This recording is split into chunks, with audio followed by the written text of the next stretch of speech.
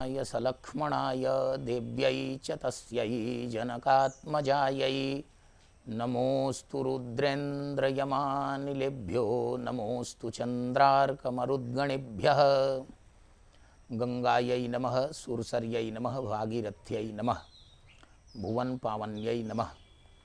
आज श्री गंगा दशहरा के दिन श्री सनातन शक्तिपीठ संस्थानम के तत्वावधान में पूजन अर्चन संगोष्ठी एवं प्रवचन का कार्यक्रम संपन्न हुआ। श्री गंगा जी साक्षात ब्रह्मद्रव हैं। ब्रह्मद्रव का अर्थ होता है द्रवीभूत ब्रह्म। उनका जल साक्षात अमृत है। संपूर्ण व्याधियों, महामारियों और संपूर्ण दारिद्रों, संपूर्ण दुर्भाग्यों को दूर करने वाला गंगा जल है। श्री गंगा जल की बड़ी महिमा है। और श्री वैकुंठ में जो विरजा हैं उस प्रकार की नदी यहाँ सरजू हैं। और सभी प्रकार का जो रस है, रस सार सर्वस्व, जल सार सर्वस्व, वो श्री गंगा जी हैं। श्री गंगा जी के अवतरण का दिवस है। गंगा गंगेति गंगेति योजना नाम शतैरपि। इस पुराण वचन के, प्रसिद्ध पुराण वचन के अनुसार 100 योजन, 200 योजन, 500 योजन दूर से भी यदि गंगा गंगा गंगा कहा जाता है तो उस व्यक्ति को गंगा तट पर निवास करने का लाभ मिलता है। गंगा जी के स्नान, सेवन और पान इत्यादि का, स्पर्श इत्यादि का फल मिलता है। और इतना ही नहीं, उसे वैकुंठ निश्चित रूप से मिलता है।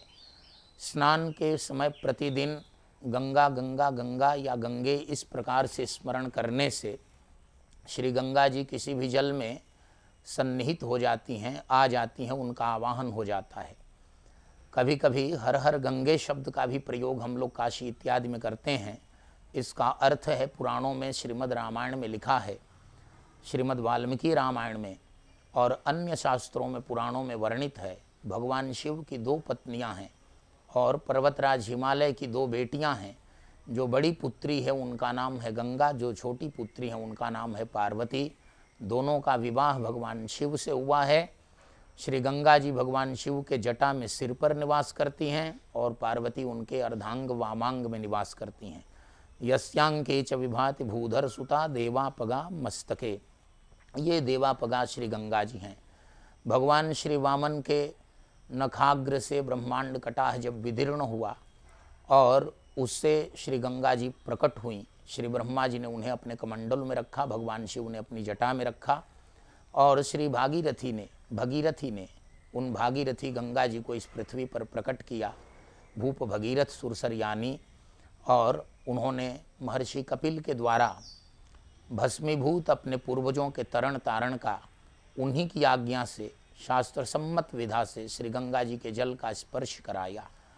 किसी भी प्रकार के पाप ताप संताप श्री गंगा जल के स्मरण से या स्पर्श से सद्यः नष्ट हो जाते हैं। इसलिए कहीं भी हम होते हैं तो पूजन अर्चन के समय सबसे पहले गंगा का स्मरण करते हैं, मानसिक गंगा का, मानस गंगा का आवाहन करते हैं। गंगे च यमुने चैव गोदावरी सरस्वती नर्मदे सिंधु कावेरी जलेस्मिन् सन्निधिं कुरु। ये हमारा नियम है। गोवर्धन की पूजा में भगवान ने गिरिराज में भी मानसी गंगा का आवाहन किया और वहाँ मानसी गंगा आज भी विराजमान है।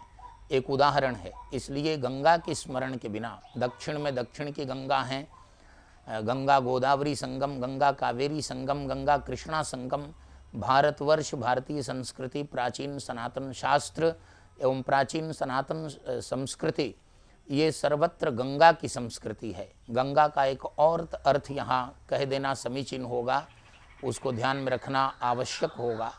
बहुत लोग कहते हैं कि हमारे देश की गंगा जमुनी संस्कृति है, गंगा जमुनी तहजीब है। ये बड़ा गड़बड़ है। गंगा जी में जब यमुना जी मिलती हैं, सरस्वती जी मिलती हैं, आगे कर्मनाशा मिलते हैं, सोन मिलते हैं, कई प्रकार के नद नदियाँ, नारायणी मिलती हैं, गंडकी, तो क्या कहते हैं? गंगा यमुना जल कहते हैं, गंगा कर्मनाशा सोनभद्र का जल कहते हैं, सबको गंगा जल कहते हैं। जब मिल गए तब एक वरण भय सुरसरी नाम पढ़ियो। सूरदास जी महाराज की ये पंक्तियाँ बहुत आई ओपनर हैं, आँखें खोलने वाली हैं। गंगा जी आत्मसात करने वाली हैं। जमुना का जल मिल गया, वो भी गंगा जल में आत्मसात हो गया। कर्मनाशा का जल मिल गया, अपवित्र जिसे मानते हैं, वो भी गंगा में मिलने पर पवित्र हो गया। गंगा जी ने उसे भी आत्मसात कर लिया। और ऐसी दशा में जब मिल गए तब एक वरण भय सुरसरी नाम प्रयो। सुरसरी नाम हो गया, गंगा जल हो गया, तो गंगा जी में आत्मसात करने की क्षमता है। सनातन संस्कृति में, भारतीय संस्कृति में, वैदिक धर्म में, वैदिक संस्कारों में, वैदिक संस्कृति में किसी को आत्मसात करने की जरूरत है और उसकी क्षमता है। उसका अलग से कोई डिस्टिंक्शन, अलग से कोई उसका कोई अंतर, कोई अलग रूप शेष नहीं बचता। जब मिल जाता है तो वह एकीभूत हो जाता है, तादात्म्यपन्न हो जाता है। सबको समरस करना, सबको एक रस करना, यह श्री गंगा जी का सबसे बड़ा संदेश है। सबको पावन करना, इसलिए उनको भुवन पावनी कहते हैं, त्रिभुवन पावनी कहते हैं, कलमश हारिणी कहते हैं। श्री गंगा जी संपूर्ण कलमशों को, संपूर्ण कालुष्यों का हरण करने वाली हैं। आज दशहरा है।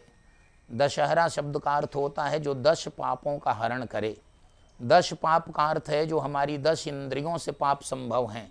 10 ज्ञानेंद्रिय, 10 कर्मेंद्रिय, इनसे जो पाप होते हैं उनका नाम है 10 पाप। और इन 10 पापों से होने, 10 इंद्रियों से, 10 साधनों से होने वाले पापों का जो शमन करे, जो हरण करे, जो अपनोदन करे, जो उन्मूलन करे और संपूर्ण संकटों से मुक्त करके संपूर्ण विश्व को जो समष्टि का कल्याण करे, उसका नाम है श्री गंगा।